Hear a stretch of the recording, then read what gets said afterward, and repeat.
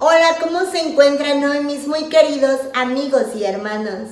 Es un gusto darles la bienvenida a esta sección de mi canal, Devocionales Mujeres de la Biblia para tu vida diaria, por Andeli Suri. El día de hoy estaremos tratando un tema muy polémico entre creyentes, cristianos y ciertamente entre esta religión que conocemos como el catolicismo. En este video estaremos apoyándonos con fundamentos 100% bíblicos si es correcto o no adorar a la Virgen María. ¿Quién era ella y qué aconteció en su vida antes y después del nacimiento de Jesús? Te invito a llegar hasta el final de este video. Te aseguro que será de gran edificación y bendición a tu vida. He titulado este mensaje, La Virgen María, Madre de Jesús, ¿es bíblicamente correcto adorarle? Antes de comenzar, te invito a dejarme un like en este video, ya que con esto me ayudas muchísimo a llegar a más almas y predicar el Evangelio. No olvides suscribirte al canal para formar parte de esta comunidad en la cual nos edificamos mutuamente en el estudio de las Escrituras, y activar la campanita de notificaciones, ya que constantemente estoy subiendo material bíblico y de estudio para edificación de los creyentes. Mi nombre es Andeli Suri.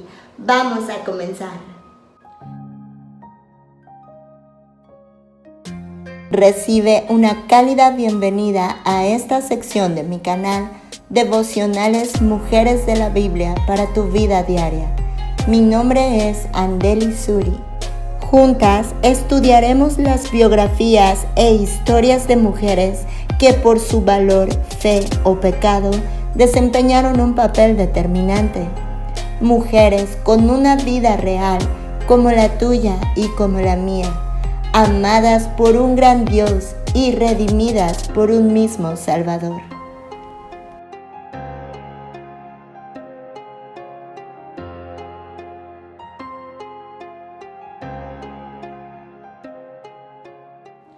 Dios describió a María, la Madre de Jesús, como muy favorecida. En Lucas capítulo 1, verso 28, la frase muy favorecida viene de una sola palabra griega que esencialmente significa mucha gracia. María recibió la gracia del mismo Dios. Definiremos lo que es gracia. La gracia es un favor inmerecido, es decir, la gracia es una bendición que recibimos a pesar de no merecerla. María necesitaba la gracia de Dios y también de un Salvador, como el resto de los seres humanos. María misma lo entendió y esto quedó registrado en el libro de Lucas, capítulo 1, verso 47, en donde ella dijo con sus propias palabras: y mi espíritu se regocija en Dios mi Salvador. La Virgen María, por la gracia de Dios, reconoció que necesitaba a un Salvador, lo cual nos habla de arrepentimiento. Arrepentimiento genuino como Dios lo demanda. El reconocernos como pecadores, como condenados por haber pecado y necesitados de un Salvador. La misma Escritura nos dice en Romanos 3 que no hay uno justo, y al decir no hay uno justo se refiere a todos los seres humanos, incluyendo a la Virgen María. Aquí arriba te voy a dejar un link en donde explico este pasaje bíblico de Romanos 3. No hay uno justo, y en donde también te explico bíblicamente lo que es el arrepentimiento genuino, tal y como Dios lo demanda para salvación. La Biblia en ninguna parte nos dice que María era alguien diferente, excepto un ser humano normal como todos, que Dios eligió para usar de una manera extraordinaria. Sí, María era una mujer justa y favorecida por Dios. Justa porque era justificada por su fe en un Redentor. Esto lo encontramos en el libro de Lucas, capítulo 1, verso 27 y 28, en donde nos dice la Santa Escritura: a una virgen desposada con un varón que se llama José, de la casa de David, y el nombre de la virgen era María. Fíjate cómo nos dice que era descendiente del mismo rey David. Nos dice a continuación: y entrando el ángel donde ella estaba, dijo: salve, muy favorecida, el Señor es contigo, bendita tú entre las mujeres. Ya hemos dicho que María era una mujer justificada por su fe y favorecida por Dios, que tenía la gracia de Dios. Al mismo tiempo, María era un ser humano pecador que necesitaba a Jesucristo como su Salvador, como todos los demás seres humanos. Acompáñame a leer al capítulo 7, verso 20 del libro de Eclesiastés. Nos dice: ciertamente no hay hombre justo en la tierra que haga el bien y nunca peque. Cuando la Escritura habla de hombre, claramente se refiere a la raza humana y no al sexo exclusivamente masculino, sino en general a hombre y mujer, a la raza humana. Mira qué interesante lo que nos dice el apóstol Pablo a continuación: por cuanto todos pecaron y están destituidos de la gloria de Dios. Romanos 3:23. Y tenemos una palabra brutal en Primera de Juan capítulo 1 versículo 8, donde el apóstol Juan nos dice: si decimos que no tenemos pecado, nos engañamos a nosotros mismos y la verdad no está en nosotros. Claramente, a lo largo de toda la Escritura, Dios nos habla constantemente de que nuestra naturaleza es pecadora, que no hay un solo ser humano que no pueda dejar de pecar, o que no haya pecado o que no peque hasta el último día de su vida, aun y cuando no queramos hacerlo, porque el pecado puede ser incluso un mal pensamiento que hayas tenido a lo largo del día, que quizá tú no lo hayas planeado, pero con esto ya pecaste. Es parte de la naturaleza y del arrepentimiento, el reconocimiento de que somos pecadores y que nunca vamos a poder dejar de pecar.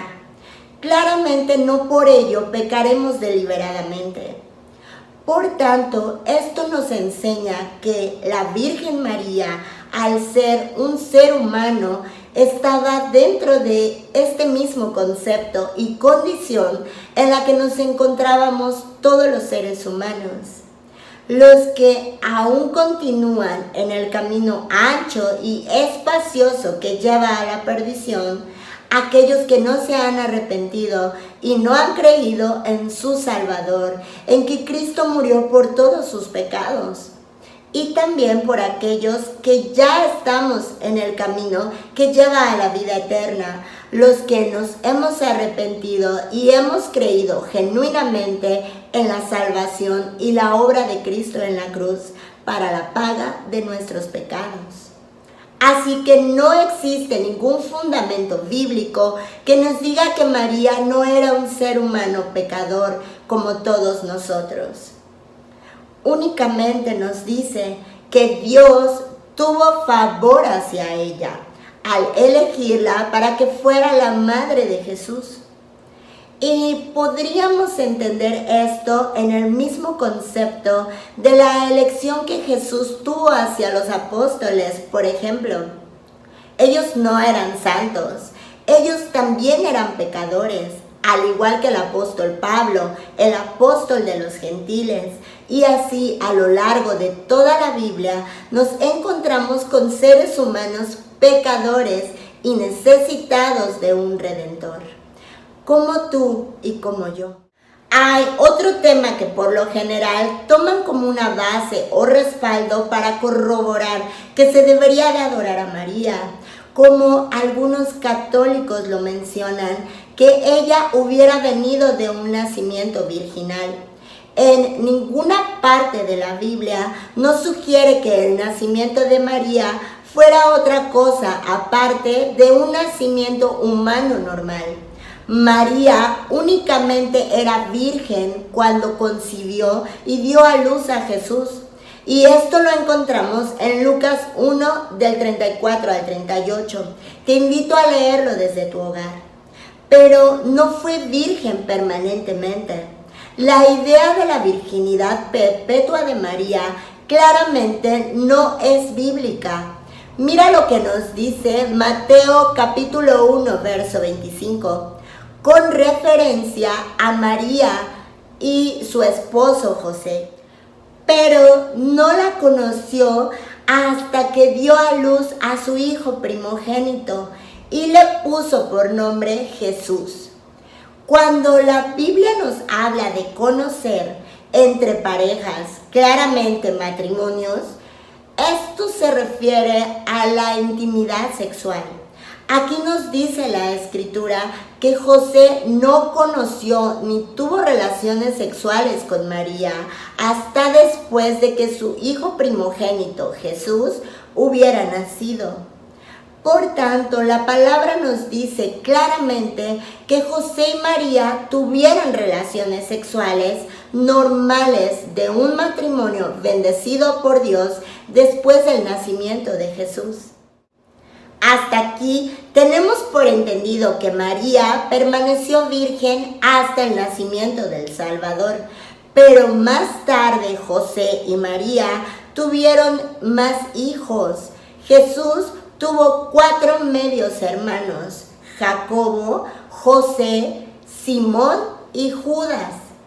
Te animo a confirmar mi mensaje leyendo Mateo capítulo 13, verso 55.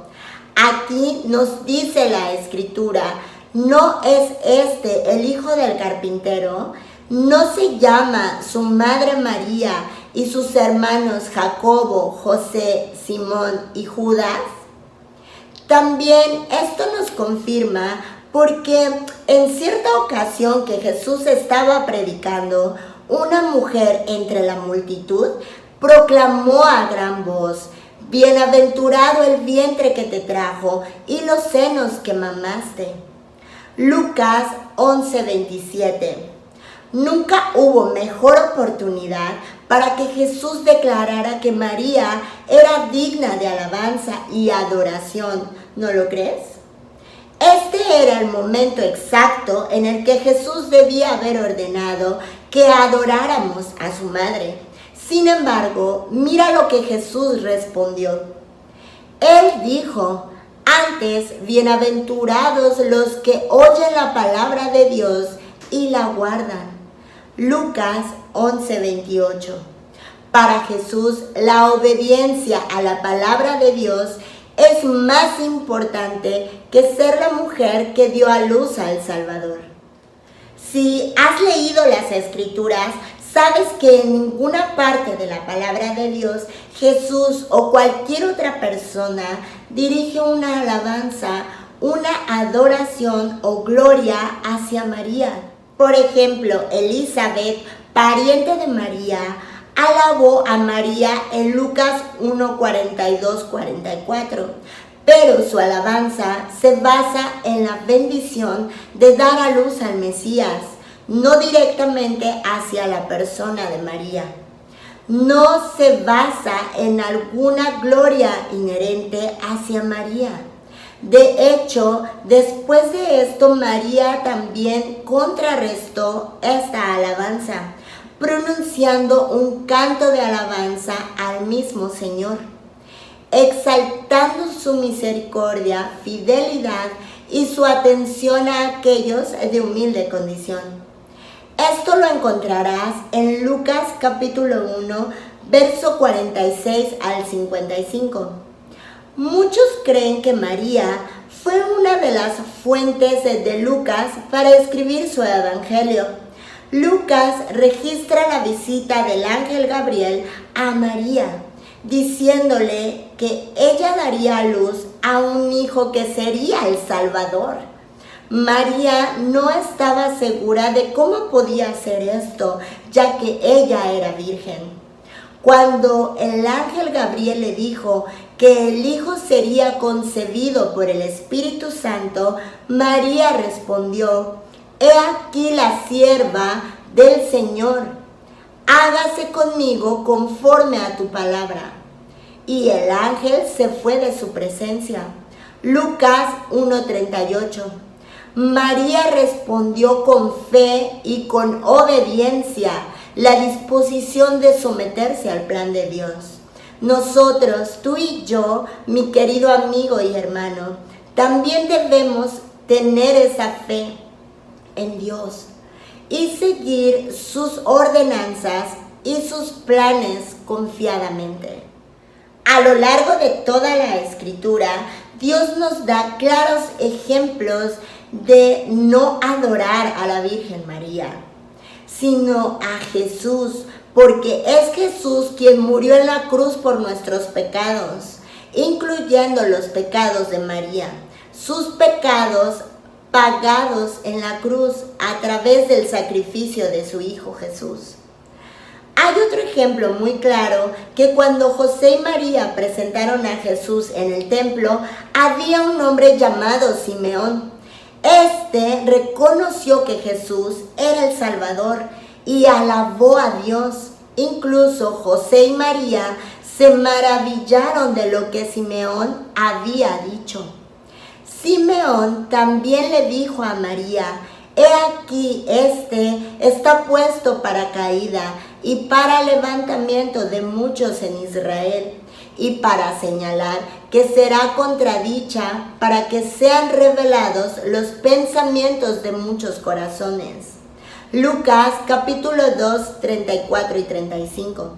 Para María, alabar a Jesús, el Salvador del mundo, debió haber sido un esfuerzo desconcertante, pero también lleno de momentos preciosos, tal vez de recuerdos que se volvieron más conmovedores en la medida que María llegaba a entender más a fondo quién era realmente Jesús. Nosotros también podemos atesorar en nuestros corazones el conocimiento de Dios y los recuerdos de su obra en nuestras vidas. En esa obra magnífica y única de salvación, tenemos otro gran ejemplo de que fue la misma María quien pidió la intervención de Jesús en las bodas de Caná, donde realizó su primer milagro y convirtió el agua en vino. ¿Recuerdas este pasaje? Lo encuentras en el libro de Juan capítulo 2. Aunque Jesús aparentemente rechazó el hacer este milagro al principio, María, su madre, instruyó a los sirvientes a hacer todo lo que Él les dijera. Ella tenía fe en Jesús, así como debemos tenerla tú y yo. Durante toda la vida de nuestro Señor Jesús, María parecía creer en Él.